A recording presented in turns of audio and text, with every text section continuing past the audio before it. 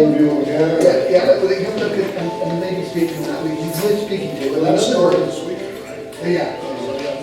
And there's another woman who I spoke to, she's very rural, but she's a guerrilla filmer, very interesting. I thought she was speaking to.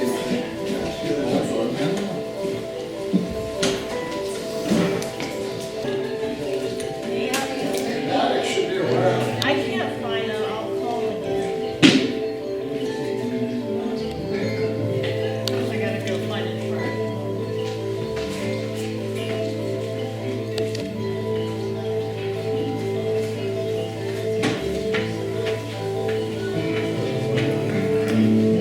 Testing.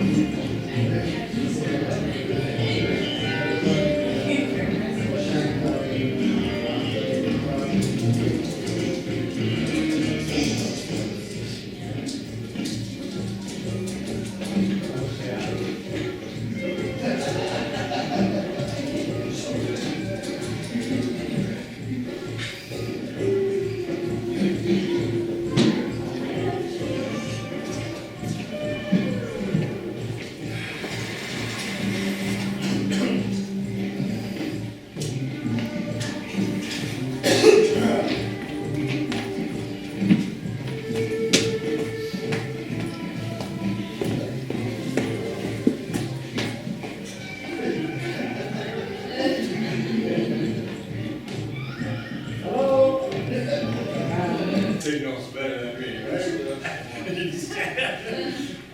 So, hello everyone and welcome. I don't think that I need to introduce myself, but just in case, no, I don't.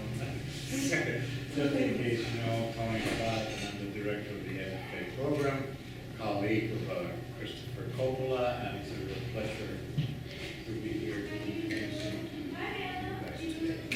And part of the lecture series that a few years ago we wanted to initiate was not just bring people from the outside, of course that's very important, but I think equally important to realize that we're not including our own here. And I think that that's an amazing way to, you know, get to know each other and us better and see what they got, you know. We show them our work, or us, we show them our work, and it's a real treat to be able to show you ours, you know. You show me yours, I'll show you mine. In the spirit of that, Christopher Coppola's title is CRC the Juggler. I think I'm getting something very real. And I think he says it that very prolific, one could say all over the place. On the other hand, I can relate to that. A Renaissance man. And on many, many aspects, from the pedagogical to the political to the community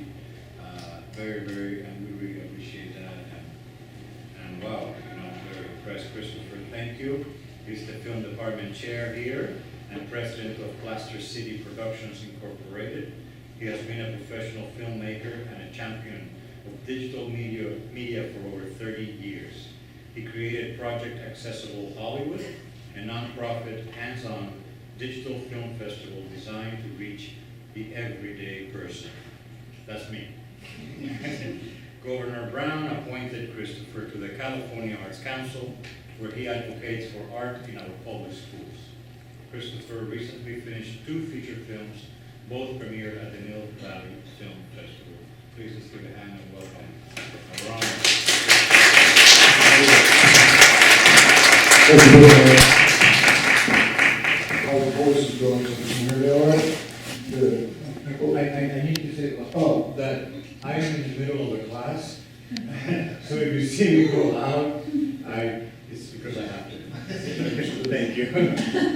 So first I want to say that today is my father's birthday. He passed away a few years ago. But he did stuff like this too by himself. He was a writer and an educator, not so much a visual artist, but he talked about his process. So I'm happy I'm doing this on his birthday. The juggler. Why the juggler? Just to kind of set the stage. Give me an example of how the juggler works.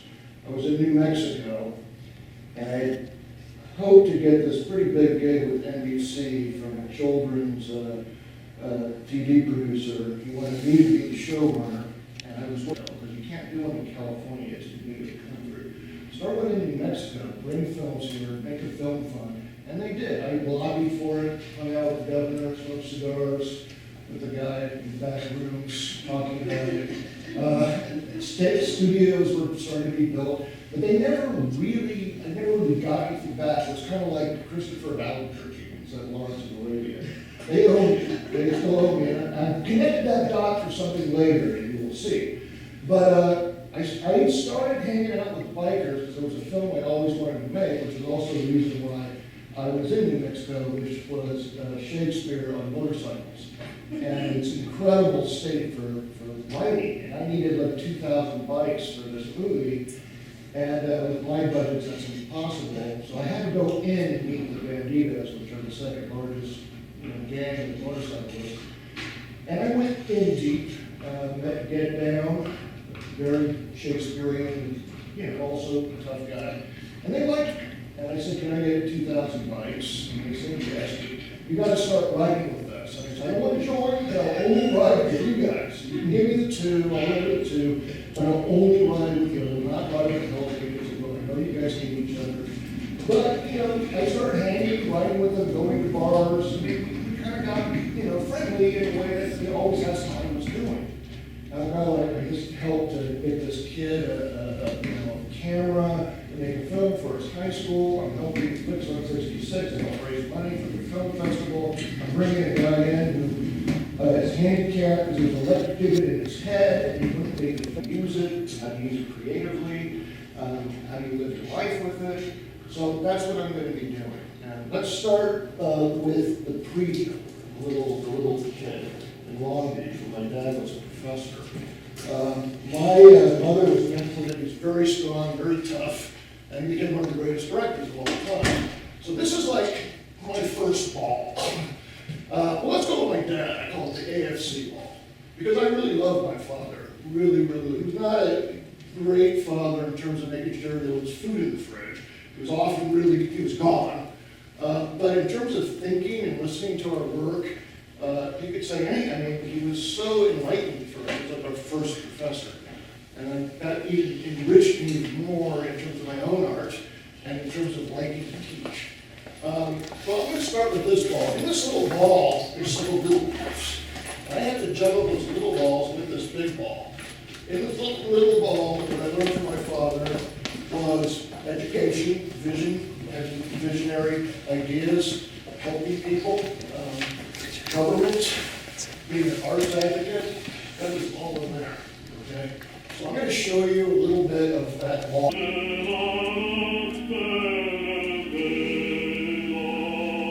He also invented the tactile dome at the Exploratorium in San Francisco, a place where he was involved with audio vision. who provides a taped soundtrack of a narrative describing visual information for blind moviegoers. My father, Dr. August Coppola, was always interested in helping people who are blind enjoy the filmmaking experience and going to movies. I have now taken it a step further where I'm helping people who are visually impaired or blind to actually make movies through my Project Accessible Hollywood Film Festival.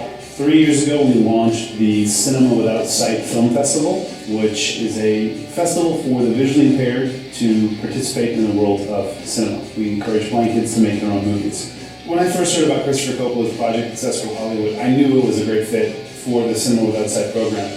Both programs are trying to encourage people who have never engaged in cinema or in the world of cinema to do so. My students love cinema. They love watching movies. They go to the theater with their friends. They're great storytellers. They love to capture what's going on in the community around them, and they have so much to say. I want to thank such a wonderful big audience for coming tonight in support of our children. They did a phenomenal thing. It wasn't easy, but they made 10 movies that celebrated community. They accomplished something that's never been done before. They had 4 topics that had something to do with community: beauty, respect, friendship, and celebration. When you have these 4 things, you have a happy, healthy community. I want to personally thank the parents for allowing your children to spend this last week and a half with us. They're obviously the fruits of your influence, and they are so wonderful, each and every one of them. They are bright, they are inquisitive, they're talented. I was saying to Carla, I don't know who has more fun or learns more, them or us, because we always learn so much from them, and it's very moving to me. Each team was made up of 3 students from Los Angeles and 3 students from Oldenburg. They had to learn to talk to each other. They had to use Skype. They had to share ideas, and the results were beautiful. They learned that as a world, we are a community.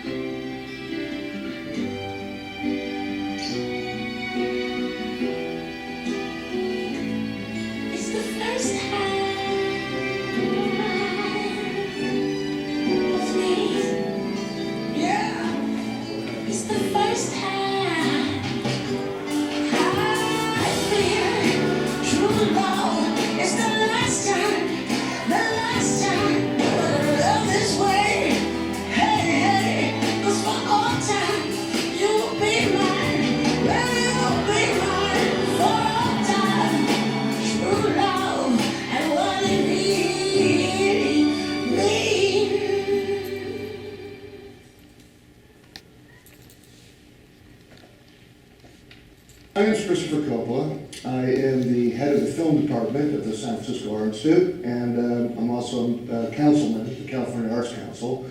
And I helped to bring student voices to campus to get high school students involved in the arts and to see what we do here on campus. We live in a cinematic world. We live in a world where we communicate with video on the internet, and we take that often for granted. And it's very important for everybody around the world to be articulate with the videos they put up. The more articulate it is, the more they think about it, the stronger their voices to make change in the world.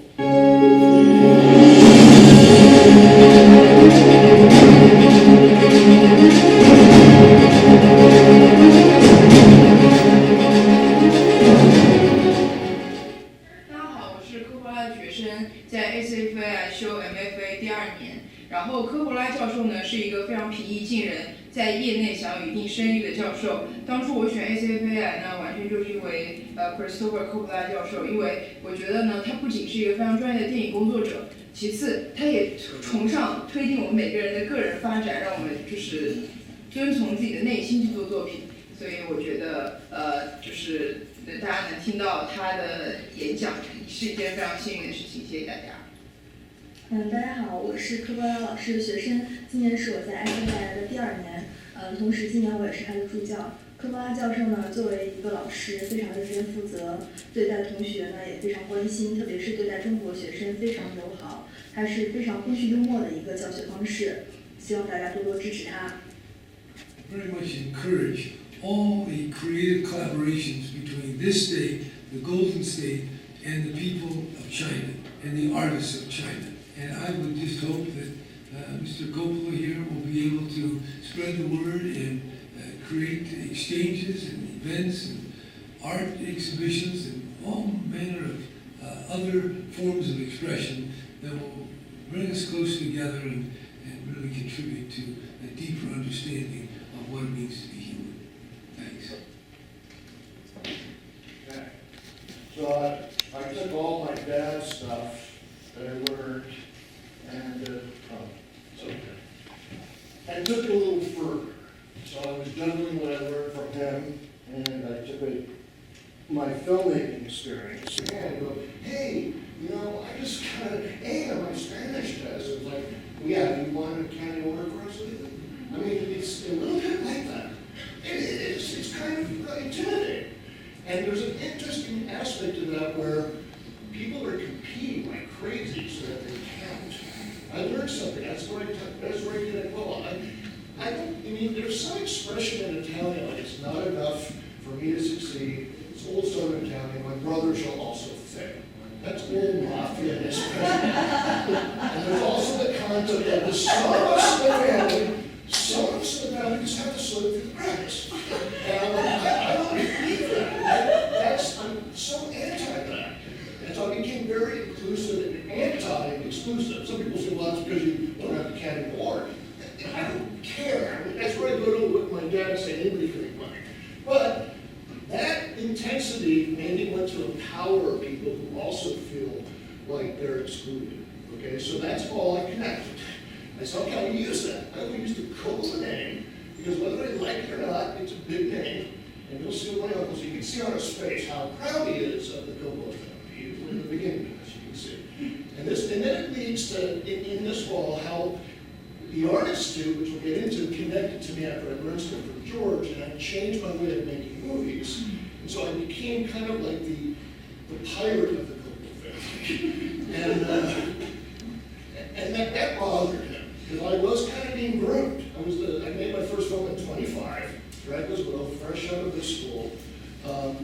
And I was being groomed, like I'm going to be the next Coppola director. I was, young, and he was young, and he made some, all the other kids of here were babies.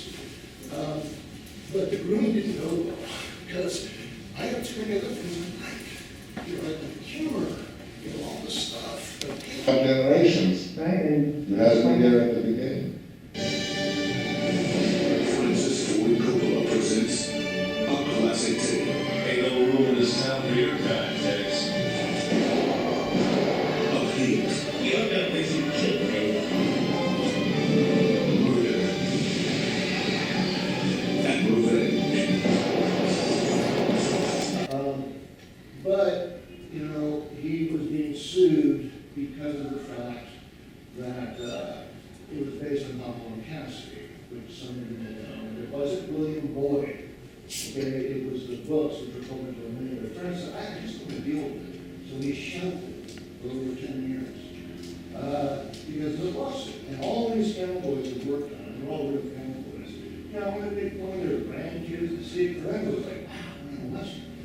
So I need a friend who's now one of my producers that I work with, and this was a while ago, and he said, wow, this film's really great looking. Why is it not kind of sitting on a shelf in this lawsuit? It's being blocked. And he said, well, we gotta figure out, saying, we need to see what makes you think you can get away with this? And she was telling me, and I'm like, you don't really know me, and, why don't you just look at it, it's not what you think, and then, we'll talk about it. Well, I didn't like it the right? And I told the black girls, I said, look, just, drive it to them, stay in the room, wear glasses, take the movie back when they're done, don't leave the room.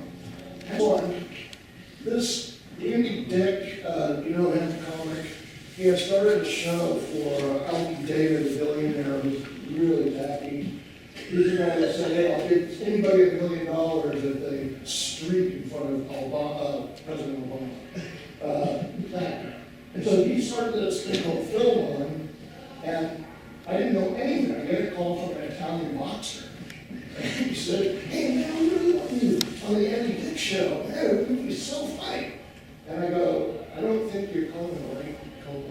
I think you're calling Chris Coppola. I was like, oh man, now you want to do that Coppola? I said, yeah, well, you gotta still go on. I go, it's not my thing. It's not my thing. Then I'm talking to my friends who are humorists. They go, you're a circus guy. You study with George. You gotta do it. So I do it, okay? And in the process of doing it, and I haven't seen a film for a while, and I'm thinking Francis, maybe coming up here, and I'm thinking Francis started commercial thinking, he didn't get it going. And I'm thinking, that's something I want to do when I come up here, I want to make movies with my students. So as I'm talking, I'm looking at the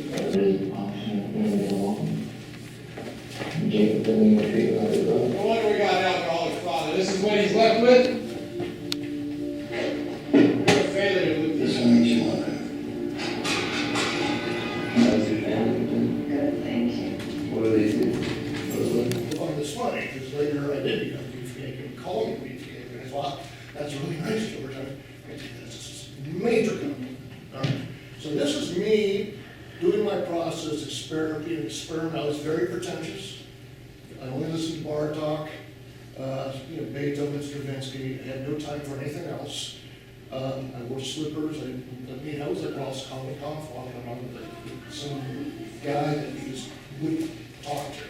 Because I didn't have time for it. I was doing my experimentation. So you'll see a little bit of that. This music I wrote recently, because my composition teacher, Dr. Barney Childs, who was Aaron Copeland's and Elliot Carter's and Carlos Chavez's main pupil, he was very important. He said, don't go into film, stay in your music.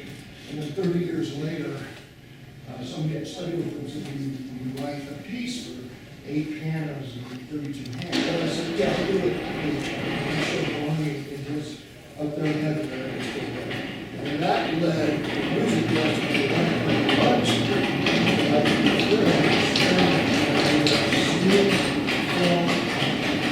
Seeing music, here's a thing. That's what I was experimenting. Then after taking George, and you'll see that later, he loosened in. You'll see. He loosened in. That was something he could do. So this is me as the, and all this is leading to me shedding my skin and figuring out what my next 30 years are going to be as an artist, as a person. And that's really what I was asked to talk about, is what am I doing? Well, this is what I'm doing.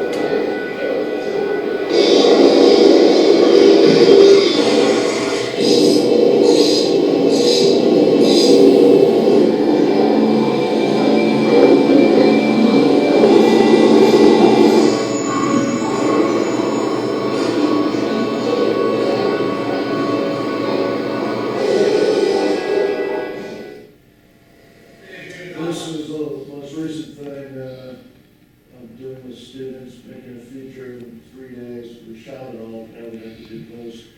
But it's Shakespeare in this is Mom was helping my uncle, and they're told me, Mom, how they were nice, I felt comfortable. Okay, so all money in some way has been dirty in some way, thinking of what my dad said. And so why not? You're doing something creative. I'm not going to touch, as long as nobody gets hurt. This is where I started to change. The word art circus.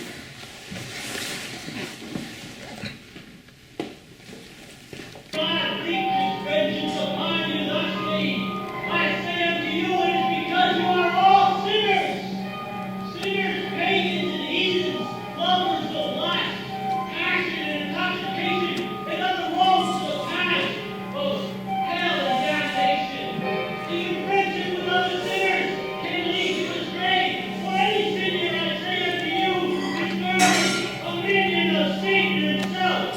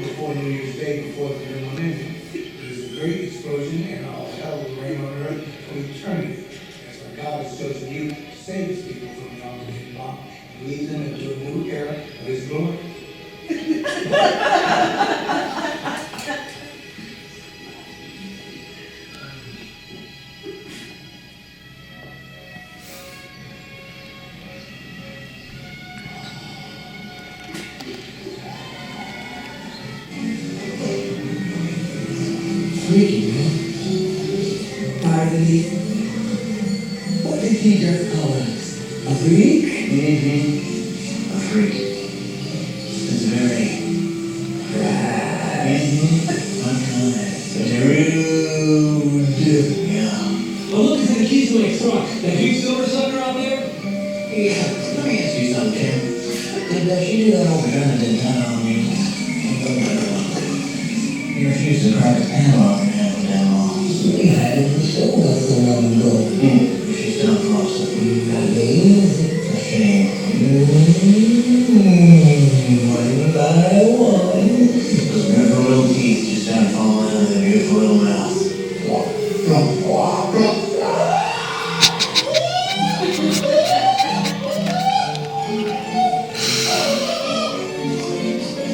Can I just have the keys to my truck?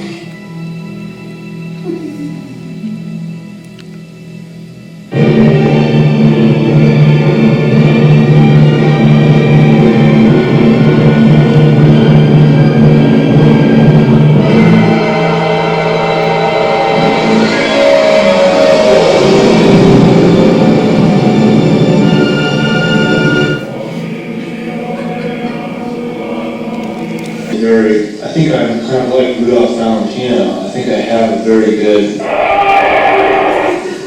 egghead. Yeah, well, I'm not trying to teach it. Oh, you are? What are you talking about? There's going to be a glitch on the tape. Hang on.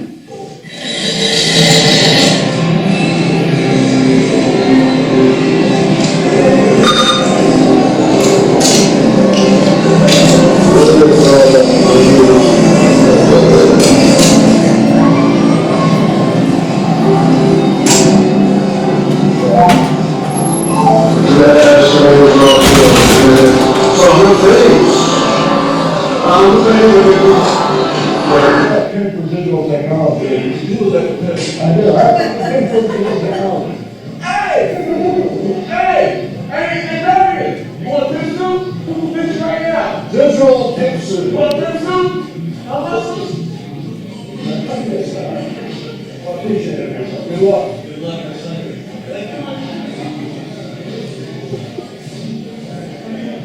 Cavino and Cavino controls in the dressing room, they're getting naked, and I feel kind of out of place here, you know? Completely out of place. Like, you know, we both might be in trouble. We're lush big time. So why we go? That's no stomach, no guts, I don't have time for you.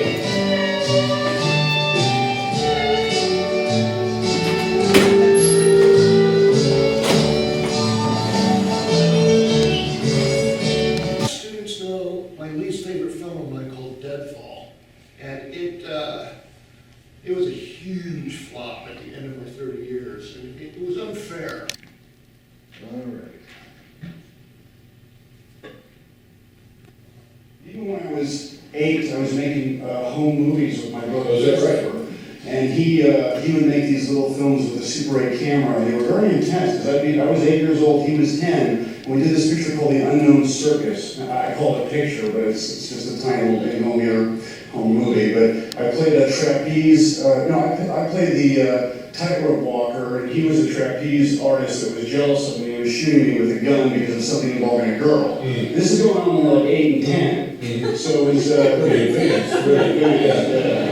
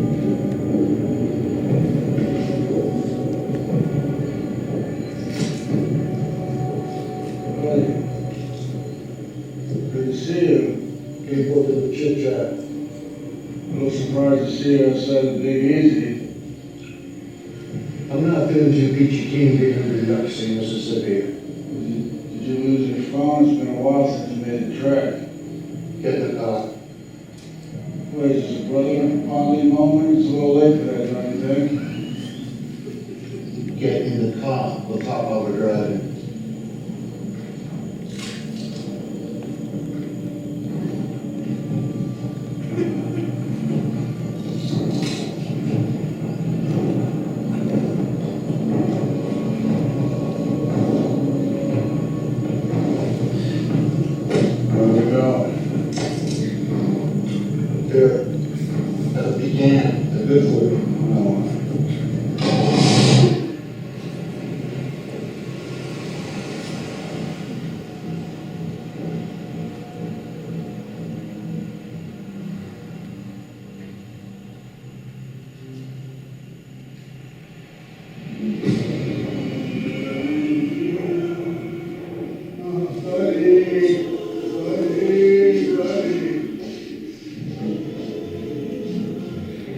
Why'd you do this to us, Eddie? You never could set the table. What are you talking about? What are you, ignorant? Cop travels fast in New Orleans, just like tourists do. Wait. Extortion, kidnapping, ransom, I mean, really? What the fuck were you thinking, Eddie? Nobody gives a shit about this guy. Nobody. Doesn't matter. What? It doesn't matter. It's not that's gonna be. I've everything I've done for you, everything you took from me. You want to take my life? No, you're good. Buddy! You're really good. You're better than me. Please, turn around. Turn around? What are you gonna fuck me first? And get the fuck up. You fucked up royally. Look, I know the idea sounds crazy, okay? But it's the context of the thing that was a no-brainer. This guy's kid brothers, he's loaded, he's got plenty of $350,000 in 48 hours. The cops don't have shit. It's too late. Fuck you! Mr. Kuchar, we're finished here.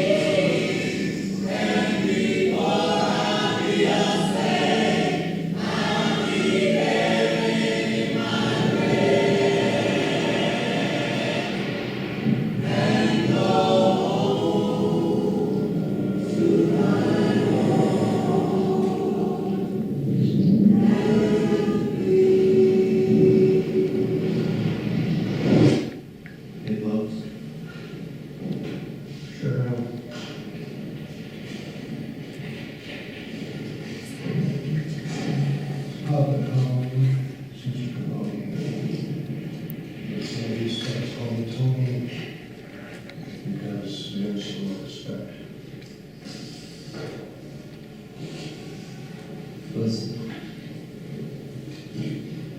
Maybe because these Nazi guys want to make me a bitch. I'm nobody's bitch.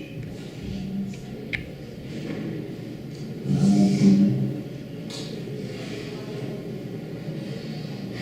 I'd rather die first.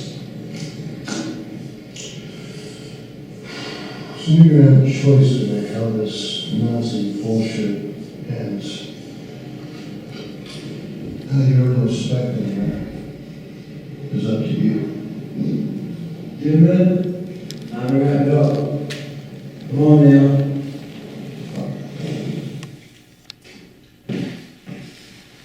So I just did that not too long ago. And SFAI. And so acting might be that. It might help me, you know, becoming, like my brother said, when you can become other characters, that's not you, it's very free. And I kind of want to do that because I'm getting a little tired of myself. So that can be helpful. The dog and pony show, this is tough because I did that a lot when I set up my company. And it's not easy, and you gotta do some really ridiculous things. And this is where Chris Coppola comes in. And you use it with the Fujinon lens, not the lens that came with it. I mean, it was like working with a film camera. So my goal, again, in getting, that's the one main competition.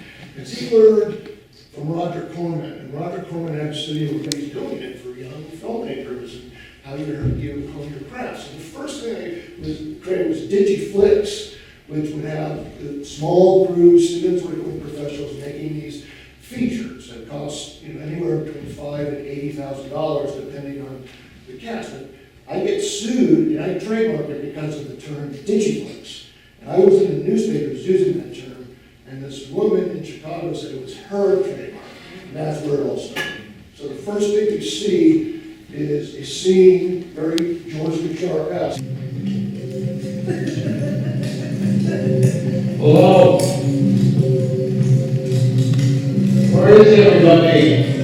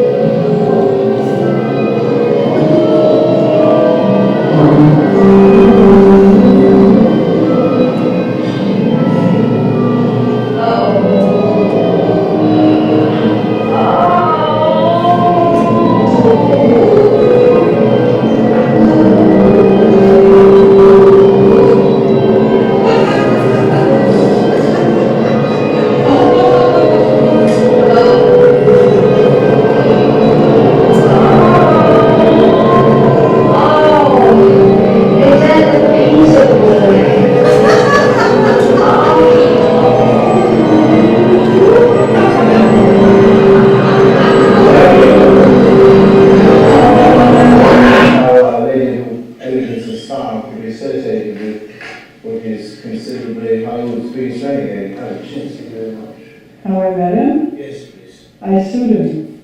I mean, how else would a housewife from the Midwest meet a child of Hollywood? Really? Well, if you can help me find him, I will pay for every you can sue me. Hello. Hi dear, how are you? I heard that you don't want my heartbeat. Who told you that? Well, people were telling me that you think it's beneath me. I like my heartbeat. Mr. Coppola, could I talk with you?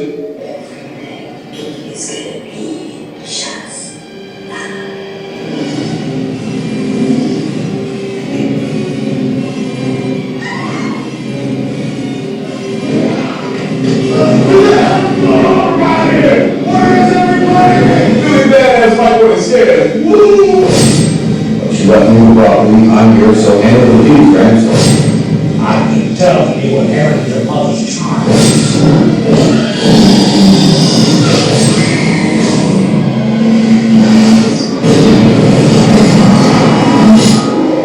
And I'm this one, you know it.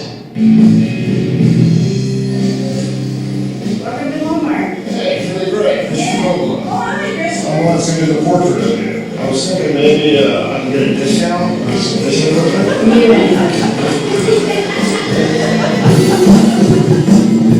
I'm excited. I always like to meet with people and different people. Shirley has so much humanity and human spirit. This is my granddaughter. Her ability to sacrifice everything to take care of her family, that's operatic, that's heroic. I'm finding myself in this process, finding beauty in things that, you just take for granted. She's a kindred spirit. We can learn from Shirley because she is what she is. I sort of feel like Dorothy and the Wizard of Oz. I'm in Oz. Tomorrow I go back to Kansas. Villain called The Artist. I ask you to consider this a collaboration. Some of the best art comes from people working together. I would not have been able to create this piece without meeting Shirley. Here we go.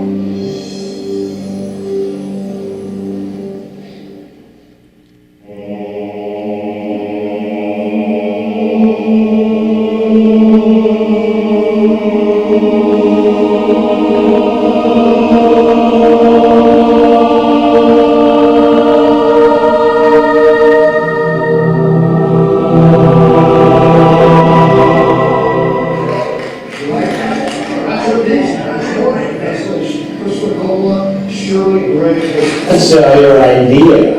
Well, first of all, let me say it's an honor to be here. You're a legend, and you know, a lot of people look up to you for what you stand for. I truly believe that. Hence the consider that you want to be able to communicate, and I think it's great we have that. And I know the Kodak, the CEO of Kodak, I think use it as long as we can. I don't think it's going to be that much longer. You know, people hate me saying that, but there's reasons for that. My dream is to raise some money that we can have like a really, really state-of-the-art 8K lab studio right next to the film. So you can go from the old school lab to the new school lab and like learn from each other. So that is a project of mine in my next, 30 years after I get there. And that's all about my digital stuff, which connects to what my dad was doing with the blind. It also connects to my uncle, who set up evolution. And now, the last thing, it goes back to this. I'm just like my father. He's like, you're doing too many things. You shouldn't be teaching. You shouldn't be there. You shouldn't be here. You shouldn't be there. That's your problem. You need to work on this project I'm giving you now. And that's all you should be doing. And I'm like, it's not me, Francis. I'm working on it. But it's not me. Well, it needs to be you because you're getting older. And so that is kind of what I'm dealing with. But I'm turning it into something that I like. And one of my best friends in California for our school, from the Chinese, there's 500 students there that I got to work with. It's a big deal. He hates that. Why are you doing that? Get off the California Arts Council. So A very strange boy. They say he wanders very far over land and sea. That way, and or just giving something back with their art, or just doing their own thing, and I try to keep things focused, but obviously every young person is still trying to find themselves, and that's why, as a juggler, I always teach to find the balls you're juggling and see what kind of connections you can make for your own work and as a human being. They asked me, what do you want? And I said, I want to make a ton of money. And so it goes back and go, what? How does that sound like? I want to make a ton of money. And I thought about it, and I have ideas that can do it, because I have enough experience and that's kind of thing. Well, why? And I go, well, I'm tired of the dog and pony show, and I'm the person that would put that money into schools, and I'm the one Coppola is the most charitable, by the way. So I want that, and I want to get out of my RV. Okay, I have a little RV up here, so I can teach up here. My house is in LA, but I want to get a big bus. It's going to cost some money, but decked out with like computer editing, outdoor screen, like private. I can go into small towns, rural towns, and teach film, and just completely decked out. And that's my dream. So maybe when I'm 60, I can, I'll have that. So anyhow. Thank you very much. I hope you got some interesting stuff out of this, and who I am and what I do. And we'll see what happens when I'm 60 and on. Thank you.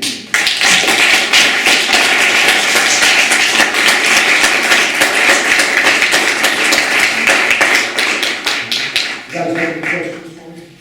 Oh, yeah. Good. Good. What do my Chinese students say? Did they come in here? They say good things, or they say anything like that? Yeah. I was asking about your balls. Ask me about my balls. My gut balls. No, that's okay. My balls. The big balls or the little ones? I'll talk to that. And let me just say, Bill's one of my students, and I love him as a chance ensemble. But more importantly, he's from Riverside, and the California Arts Council did we have to do 4 meetings all over California where we vote on things. And he was there, and I asked him to come and speak. in front of council, and he was a little nervous about it, but he did great. And he talked about wanting to go into schools and helping with his art, and so it was very impressive. I was very proud. You did a round of applause. So what about my balls? No, actually, I did have a question. I know. The dog pony, I don't know what that means, dog pony. Well, okay, that's called a dog and pony show. It means you're a hustler. It means you gotta, at least, as bizarre it was, she kind of fell in love with me. And basically said, whoa, and I had friends working, getting lots of money, saying, well, this is good. And I'm like, well, this is kind of heavy, and I don't know if I like this. And then I went to a poker player who was like a second father to me, and I like to gamble and take risks. And he said, he met Elise, he said the chances of it, she was very charitable, the most charitable person I've ever met in my life. He said the chances of you and Elise meeting in terms of Vegas odds are like 1 in 2 million. So it had to happen for a reason. So you could say I hustled it. I didn't, because she sued me. But I saw an opportunity, because she's from Illinois. My German side is all from Illinois, and hardworking, blue-collar people. And actually, I take a lot after because they always took care of their own. Nobody falls through the cracks. Everybody's taken care of. But that's what Dog and Pony Show is. I had to travel the world with her. There was a moment where she had a scooter that looked like a motorcycle. It would be a great movie. And she put a Screaming Eagle on it that looked like a flying motorcycle. And she's riding down Vegas. And I'm responsible for her family. And she's going really fast and she could tip over. And I had Nick Longa behind me who was working on he co-wrote Deadfall with me. We were working on the project. He sees me in a suit. Elise, stop! And he said, that I've never seen anything like that. Welcome to my world. Anyway, that's Dog and Pony. Okay, thank you. You're welcome. I hope you understand. Yeah, no, I got it. Okay, good. All right. Oh, yes. So I'm going back to your Italian roots. Maybe Oh, yeah. some of this expression about your brother not doing. It's an old Southern Italian expression. It's not enough for me to succeed. My brother shall also fail. Do you know it in Italian? I don't speak. I barely speak English well. I should learn Mandarin. I gotta learn Mandarin. I'm gonna be doing a lot of stuff in But we say it one more time. Yeah. I remember, that's right. Yeah, no, well, it's not, we can do it like this. It's not enough for me to succeed, you shall also fail. All right, thank you very much. All right. Well, I had a reality show here today, you guys are shooting, right? We're doing a reality show, this is a reality show. And Google, you didn't do what we talked about. You were supposed to scream when it kills me. And it's literally fun. And what are we talking about that? Humor. And then, did you get it talking about my balls? That's humor. Reality shows need humor. I couldn't force it, I mean. I know, but it's pretty bad. That was pretty, it's bad. All right, you're welcome.